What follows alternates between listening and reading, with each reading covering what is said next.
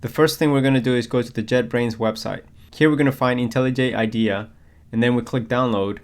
There are two available versions. You have the Ultimate. For this one you're going to have to pay, and then the Community Edition. This one is totally free. So we can click download, and there's an option for executable file or a zip file. Once the download is finished, we can start the installation process. So let's run the executable file. And here we are at the start of the setup process. So we're going to click next. We're going to leave the default destination folder and click next. Here we have some installation options to choose from. We're going to leave the defaults and click next.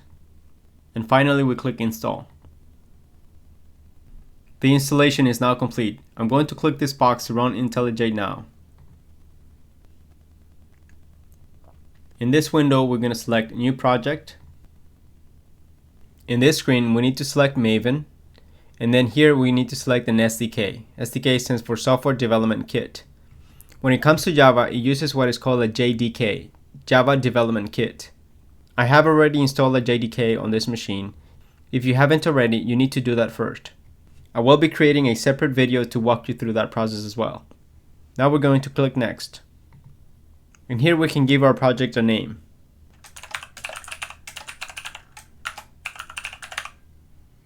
And the location where you want to save the project. Then we click finish.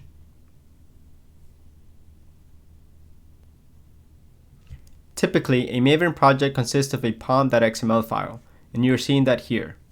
This is the file we're going to be using to declare any dependencies our project is going to be using. For example, if we're using Selenium, we're going to declare those Selenium dependencies in this file. Next, let's take a look at the folder structure. Here we see the name of our project in a folder. If you expand this, we're going to see other subfolders. The first folder is created by IntelliJ, and we're not really going to be using this. The next one is called SRC or source. If we expand this, we see other subfolders, main and test. Normally we write all our tests and we place them inside of this folder. And any supporting classes are placed in the main folder. And that's how easy it is to set up a Java Maven project.